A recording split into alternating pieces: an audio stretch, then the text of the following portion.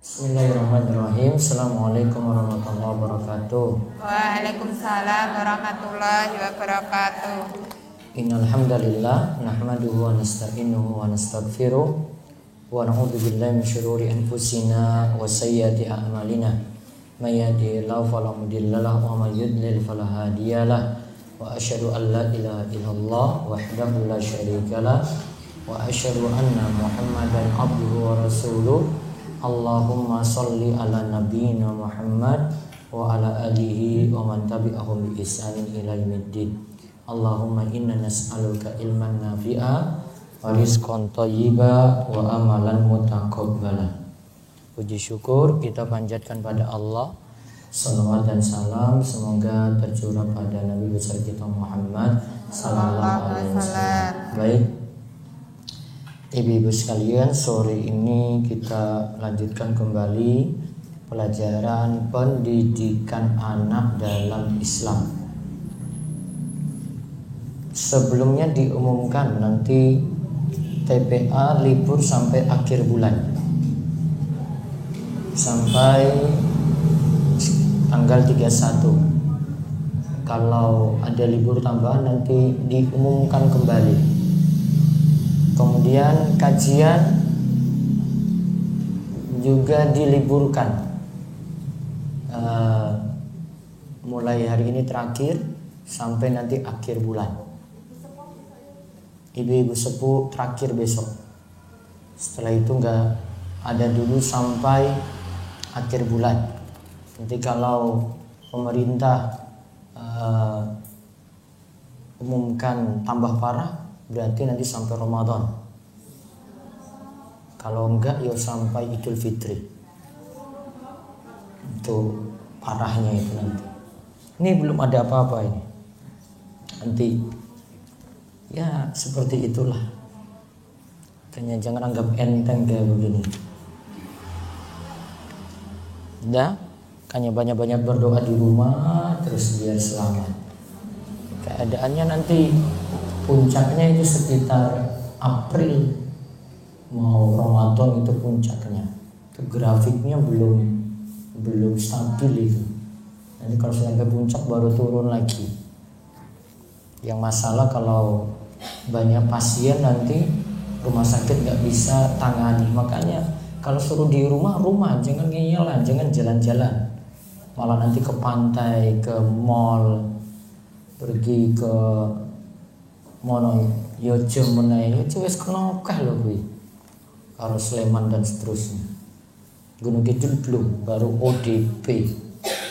ODP itu apa? Dalam pengawasan. Makanya kalau ibu-ibu sakit sebentar saja itu panas, itu wis masuk ODP gitu. Makanya jangan sampai sakit, fit terus. Kerja jangan berat-berat. Itu rumah sakit sudah langsung nggak mau ngurus itu.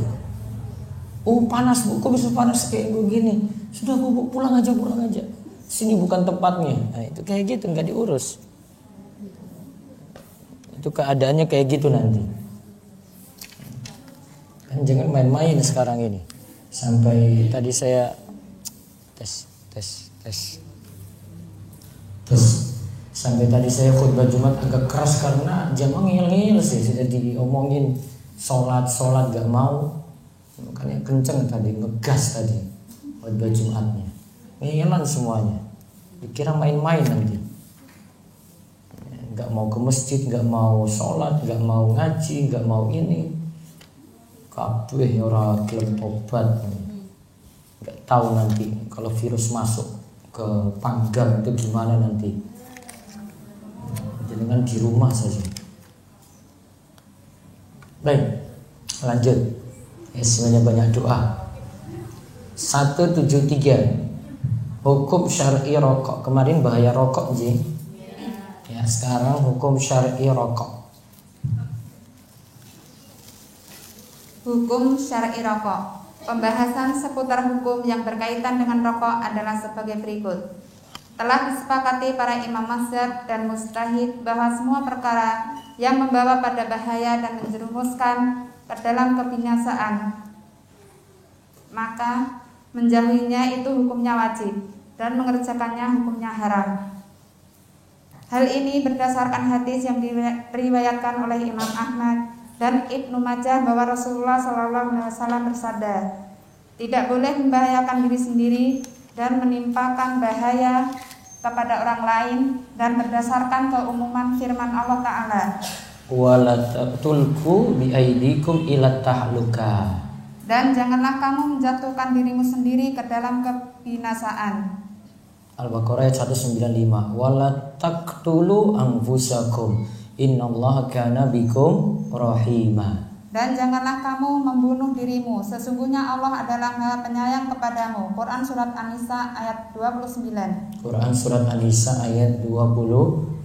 Terus berdasarkan fakta-fakta yang menetapkan bahayanya terhadap tubuh dan kesehatan, maka menghindarinya hukumnya wajib dan mengonsumsinya adalah haram.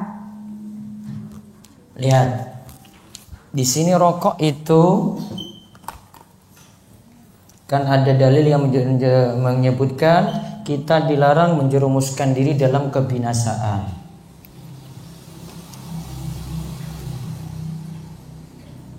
Dilarang menjerumuskan diri dalam kebinasaan.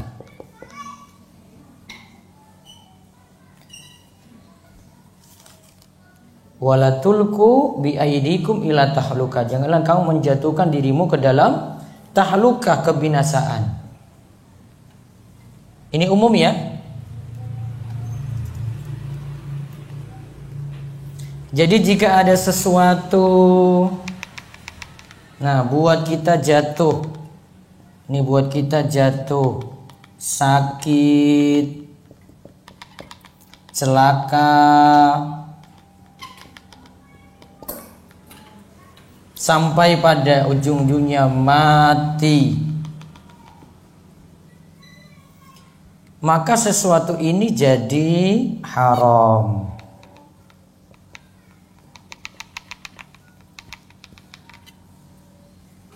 Ya, sesuatu ini jadi haram.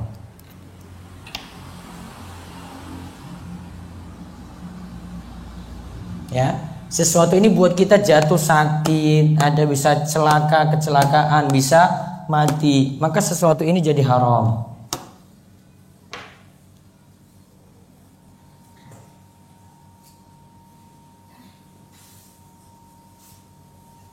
Dah?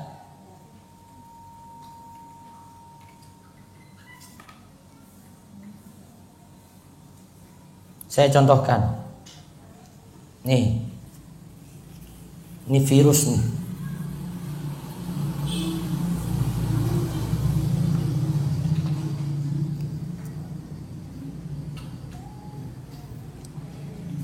Karena ada virus, orang kumpul-kumpul.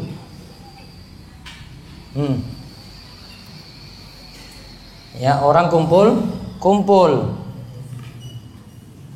Misalnya sini sholat jamaah atau sholat Jumat, kan virus makin mudah tersebar. Kalau virus corona itu bisa pengaruhi di udara juga, airborne di udara. Jadi kalau ada yang sakit situ atau kena terus sampai misalnya mati, lingkungan itu sudah nggak steril. Kalau nggak steril, lingkungan sekitar kena. Dia sekedar masuk masjid saja, itu langsung kena itu kanan kiri. Apalagi kalau sudah flu, tambah flu, batuk gitu. Maka lantaran ini, untuk sholat jamaah dan sholat Jumat bisa ditiadakan.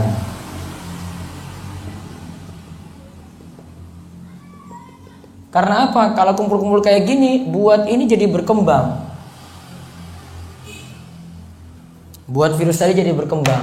Padahal tadi dikatakan wala tulqu biaidikum ila tahluka.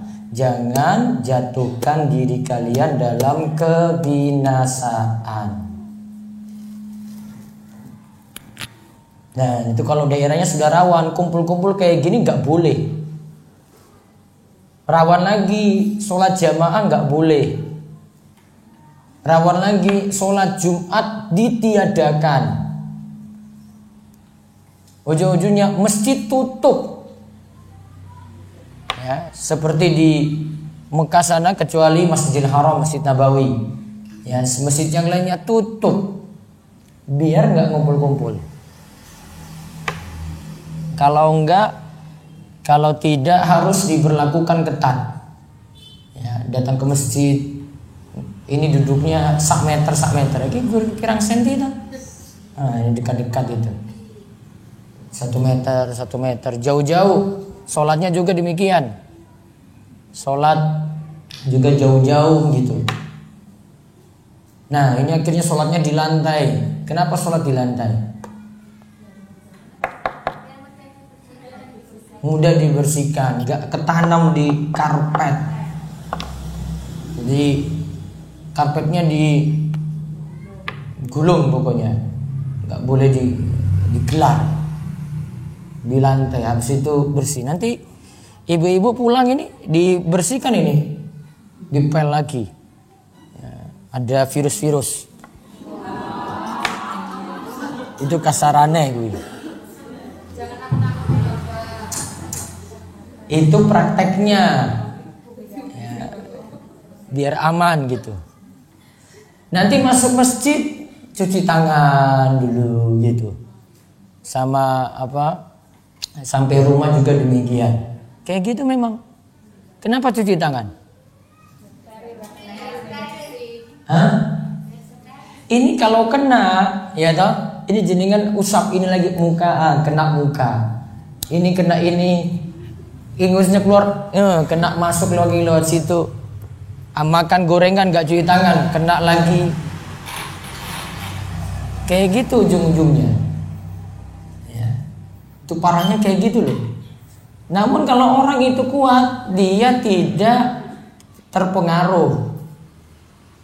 Dia punya antibodi kuat, dia tidak terpengaruh. Namun dia jadi pembawa virus. Yang kena nanti simbah-simbah. Simbah-simbah itu yang nanti kena karena antibodinya wis kurang. Gitu. Anak kena. Jadi kan biasa aja gitu jalan-jalan, ora apa-apa. Wis kena kuwi. Namun dia masih bisa tahan. Bahkan gak ada gejala. Tapi langsung orang sekitarnya kena. Yang itu enggak tahan, ya, jenengan tahan gitu. Beda. Sifat virus kayak gitu. Tes. Jaraknya jauh sih.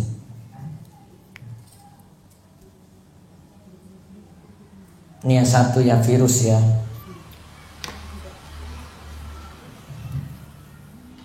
Ini belum kena. Satu bawa langsung dia cemari nih.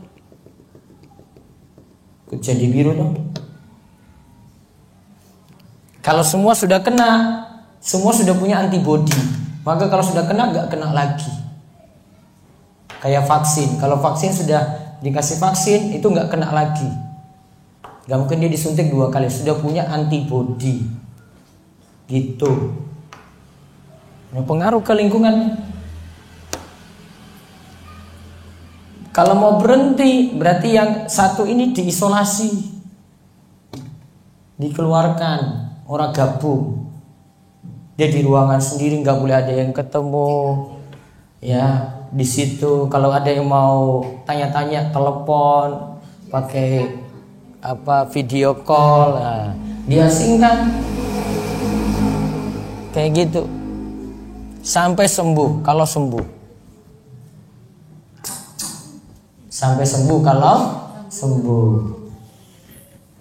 itu tahu tuh virus tuh. Gitu. Jadi ini bukan virus main-main loh ini. Saya takut-takutin nggak apa-apa, biar takut. Mikir-mikir. Yang belum sadar-sadar yo saiki sadar. Baik, baca lagi. Orang yang memiliki akal sehat bisa menyimpulkan bahwa rokok itu termasuk dalam jenis kotoran yang membahayakan tubuh, menyebabkan bau tak sedap pada mulut. Seperti yang kita tahu, Allah telah menghalalkan bagi manusia sesuatu yang baik-baik saja dan mengharamkan sesuatu yang kotor untuk menjaga tubuhnya, menyelamatkan tingkah laku dan pikirannya, serta menampakkan perangai yang disenangi dan indah. Allah berfirman, Wala tatabaddalul khabitha bit-thayyib.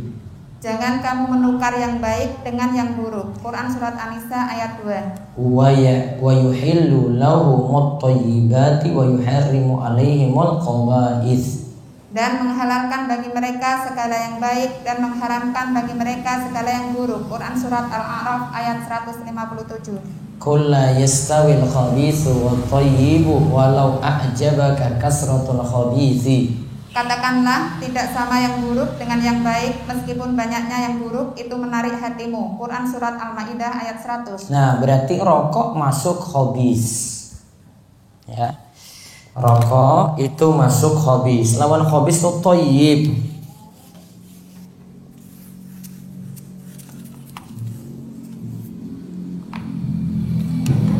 Rokok itu masuk khabis.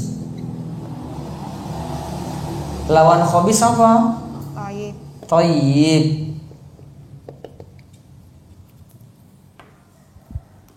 Khabis berarti jorok, kotor.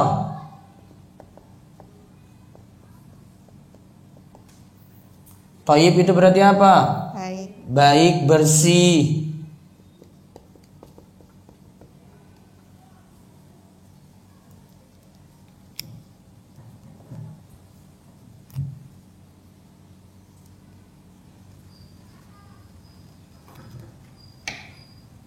Maka biar bisa dapat thayyib, ya rokok ditinggalkan. Terus yang ketiga, rokok juga bisa melemahkan otak dan fisik. Hal ini akan dirasakan oleh perokok yang sudah lama dan yang pemula secara bertahap, apalagi jika telah melampaui batas dan berlebihan. Sungguh Nabi Shallallahu Alaihi Wasallam telah melarang dari setiap yang melemahkan, sebagaimana beliau melarang setiap yang memabukkan dan membuat kecanduan. Disebutkan di dalam hadis yang diriwayatkan oleh Imam Ahmad di dalam musnadnya dan Abu Dawud di dalam sunannya dengan sanad sahih dari hadis Ummu Salamah. Ia berkata, Nabi Shallallahu Alaihi Wasallam melarang dari setiap yang memabukkan dan yang membius, artinya membuat kecanduan. nah lihat, rokok bisa melemahkan otak dan fisik. Berarti ini keburukan yang ketiga. Tadi kedua ya, yang tadi pertama, ini ketiga. Rokok bisa melemahkan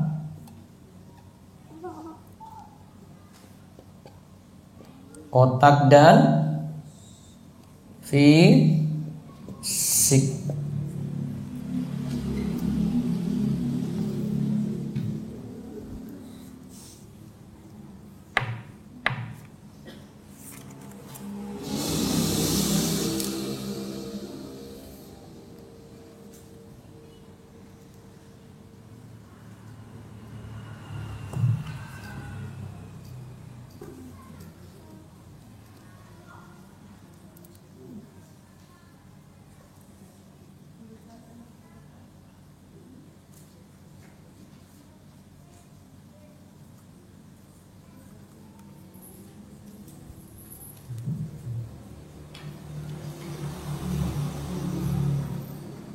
Sudah? Terus nas-nas. Nas-nas yang telah disebutkan ini secara lafal menegaskan tentang haramnya mengkonsumsi rokok. Menjauhinya adalah wajib karena adanya bahaya yang besar dan keburukannya sudah nyata. Selain itu, merokok juga termasuk perbuatan menghamburkan harta dan bahaya yang pengaruhnya kembali kepada individu, keluarga, dan masyarakat. Sungguh Nabi Shallallahu Alaihi Wasallam telah melarang dari perbuatan menghamburkan harta sebagai disebutkan dalam riwayat Al-Bukhari. Lihat, berarti rokok itu namanya tabdzir.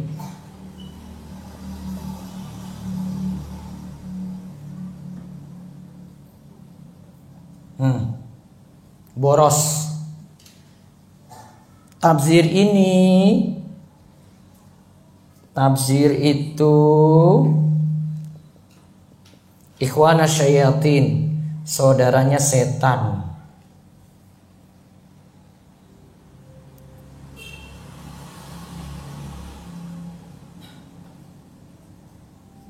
Jadi rokok itu tabdzir, buang-buang harta, boros. Dia salurkan harta untuk yang haram.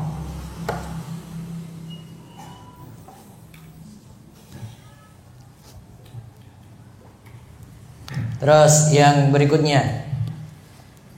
Sedangkan orang yang mengatakan tentang boleh atau hanya makruhnya rokok dari kalangan fuqaha pada zaman dahulu, bisa jadi itu menjadi udzur bagi mereka dikarenakan ahli kedokteran belum bisa mengungkap bahaya-bahaya yang ditimbulkannya. Mereka bersandar pada dalil kaidah al-aslu fi asyai'i al-ibahah, hukum asli segala sesuatu itu adalah boleh. Nah, lihat, dalil orang yang katakan makruh atau katakan boleh, sebab rokok tidak ada dalil tegas, maka kembali ke hukum asal, hukum segala sesuatu boleh. Padahal tadi sudah ada dampak buruknya itu 4. 1, menjerumuskan orang dalam kebinasaan, bisa sakit, bisa sampai mati, merusak paru-paru, mati. Terus yang kedua tadi apa? Rokok itu khabith. Yang ketiga, rokok itu bisa melemahkan otak dan fisik. Kemudian yang keempat, rokok itu menunjukkan tabdzir. Nah, lanjut. Apa upaya pencegahan? Langsung di bawahnya. Apa upaya pencegahannya? Nah, ini ibu-ibu pas pulang itu beritahu suami ini. Nah, gimana bisa dicegah rokok tadi biar nggak merokok? Kok aduh malah ibu-ibu ya. Foto sih. Ya. Baca. Adapun pencegahan atau penanggulangannya, pertama adalah kembali kepada negara dengan cara mengumumkannya melalui media massa secara luas. Bisa melalui surat kabar, radio dan televisi yang melarang rokok, menyingkapnya secara terus-menerus akan bahayanya dan dampaknya yang besar. Kemudian meminta bantuan kepada para ahli, orang-orang yang berpengalaman dan penulis. Negara hendaknya juga bertindak dengan cara menaikkan pajak, produksi dan harganya serta melarang dengan keras merokok di tempat umum yang di tempat tersebut banyak terdapat kerumunan manusia. Ini masalahnya negara kita sudah seperti ini, pajaknya juga besar, namun ya perokok itu udah blek, ngeyel nggak mau dengar. Terus upaya ini merupakan tahapan yang dilalui dalam upayanya ke depan untuk melarang secara total, sebagaimana yang terjadi saat ini di negara besar seperti Amerika Serikat, Inggris, dan lainnya. Terus kemudian kepada orang-orang dewasanya yang telah terbiasa merokok, hendaknya ia selalu merasa diawasi Allah dan takut kepadanya, sehingga mereka bisa menjauhi hal-hal yang diharamkan, diantaranya adalah rokok. Hendaknya mereka juga memiliki kemauan yang kuat untuk mengalahkan hawa nafsu dan menggunakan akal sehat serta ilmu yang bisa mendorong mereka untuk berjalan di atas jalan yang lurus yang tidak ada penyimpangannya. Tidak diragukan lagi jika seorang menghiasi dirinya dengan iman dan kemauan yang kuat serta akal sehat yang mengarahkannya, tentu ia nantinya akan memiliki sifat yang sempurna dan kehidupan yang bahagia. Adapun jika ada anak kecil yang telah terbiasa merokok karena kelalaian dari keluarga, maka meremehkan urusan ini adalah berbahaya. Wajib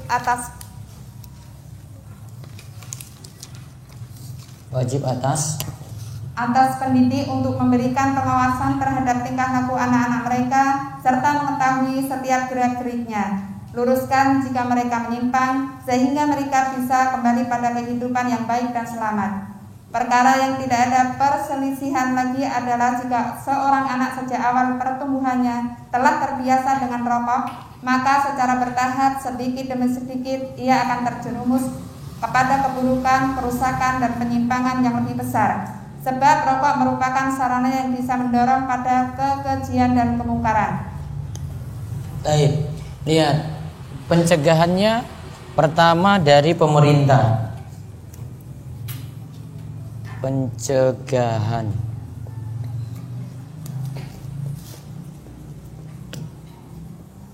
Pertama dari pemerintah.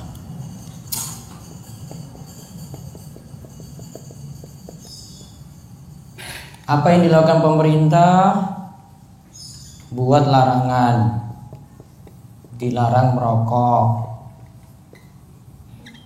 Terus tunjukkan bahaya-bahayanya tadi.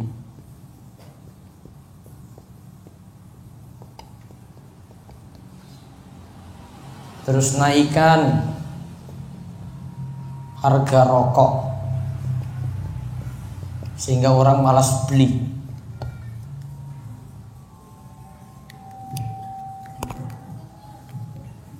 Namun kalau orang sini tetap bisa beli, linting,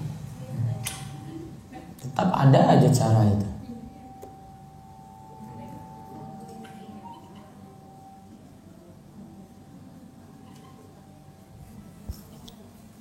Terus yang kedua, harus merasa diawasi oleh Allah.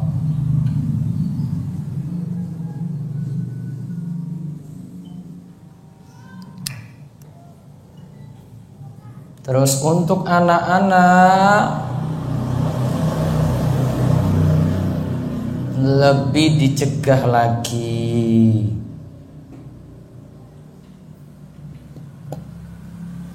Ini biasa anak-anak terpengaruh dari bapaknya. Kalau bapaknya merokok ya anak juga.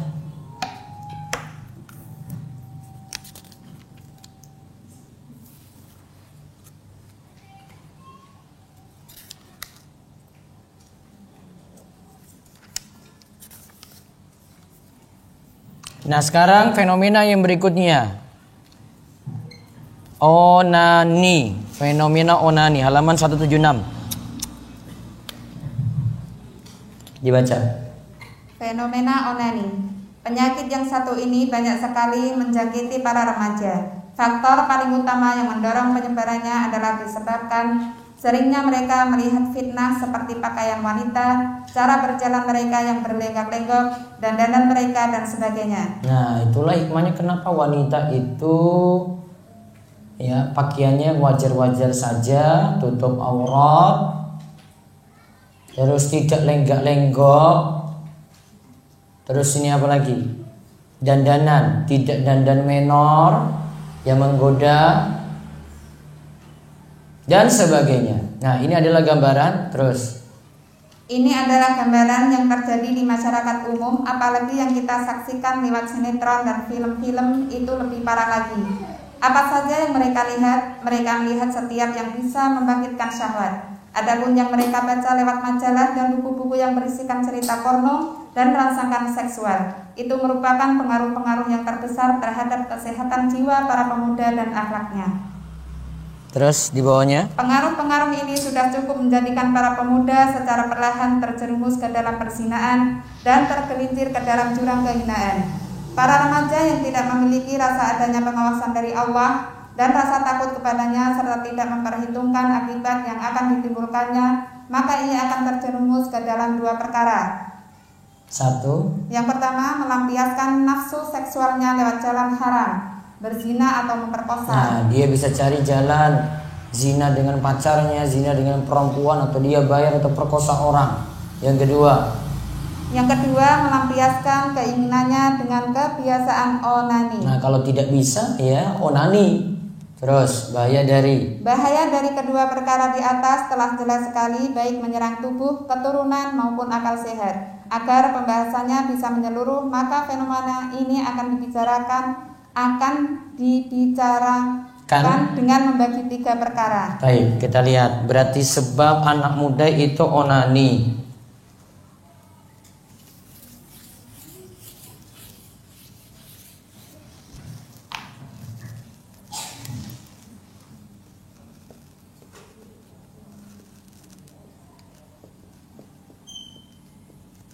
Lihat ya, sebab anak muda melakukan onani. 1. Melihat wanita yang membangkitkan syahwat.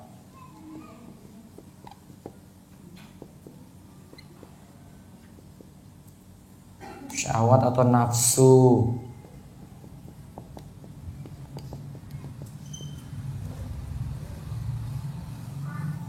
2. Masalah tayangan.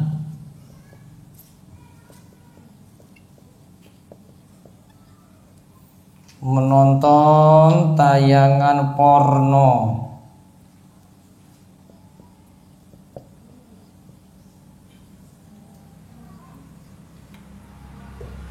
Apalagi di medsos, biasanya untuk gratis, bisa live. Yang ketiga, ya tidak punya agama, tidak punya ilmu.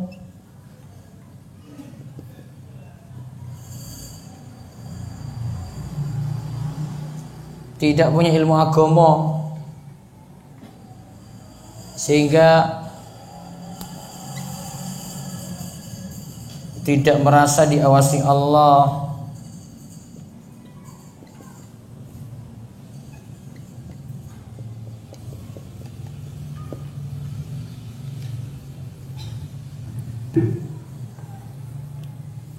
Jadi yang pertama karena faktor perempuannya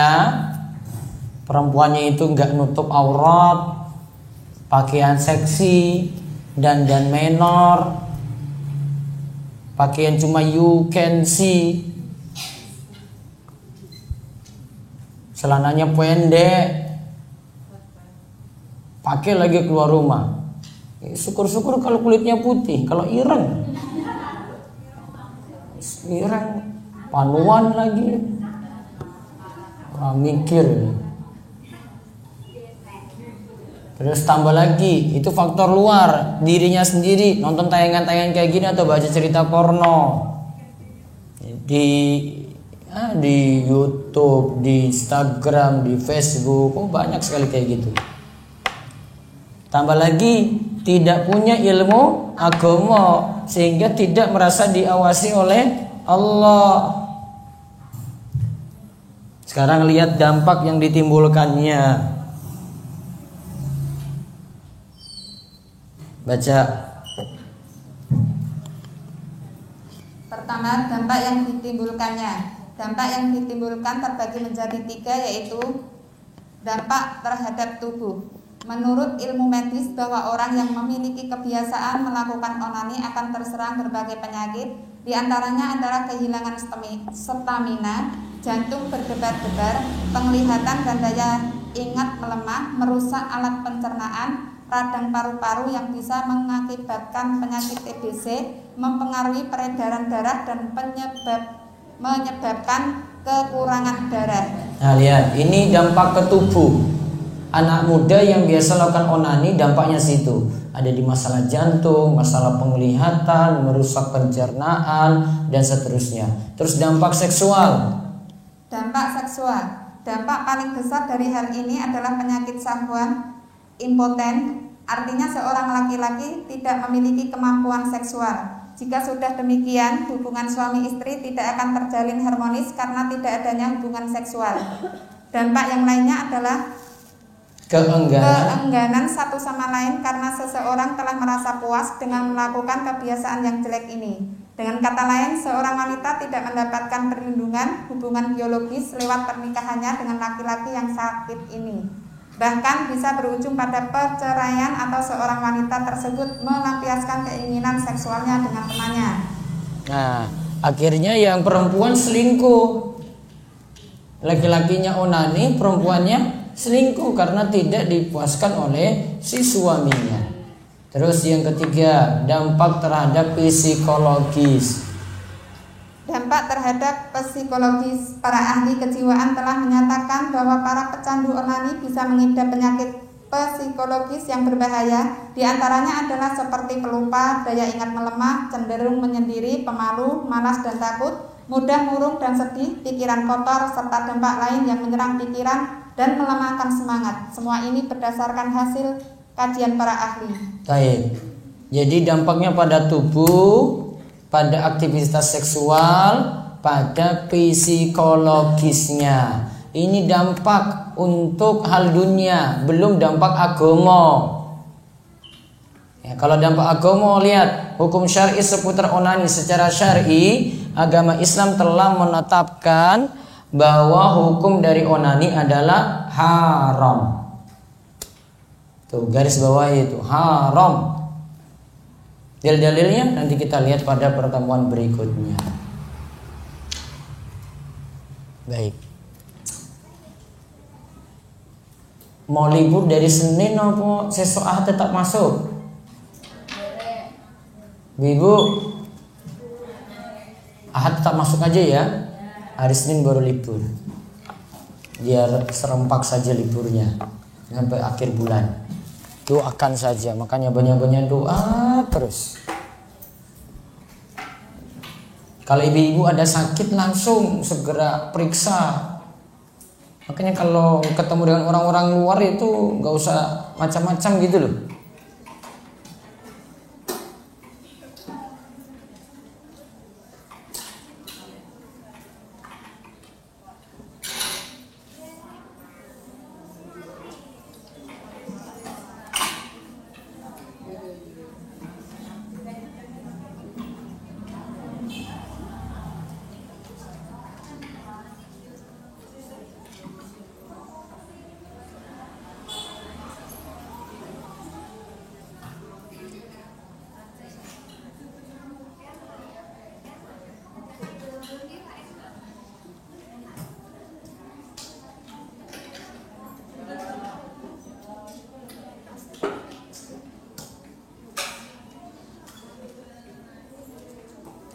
Besok tetap ada seperti biasa nanti sampai hari Ahad. Nanti tetap menunggu perkembangan. Diberi sehat terus dan Allah selamatkan dari berbagai macam penyakit. Baik, malam ini di Al-Azhar Karangrecek libur. Terus Sabtu di Pelayan libur Sabtu libur, Karangrecek libur. Jadi yang ada kajian cuma di sini saja. Nanti tetap di masjid bawah. Kemudian setelah ini silahkan makan, sudah disiapkan di atas, ibu naik ke atas biar tambah langsing. Baik, demikian kita cukupkan kajian kita pada sore hari ini. Mungkin manfaat dan Allah terus memberikan kita perlindungan dan diberikan penjagaan sempurna. Kita tutup dengan doa kafaratul majlis. Subhanakallahumma bihamdika asyhadu an la ilaha illa anta astaghfiruka wa atubu ilaik. Assalamualaikum warahmatullahi wabarakatuh.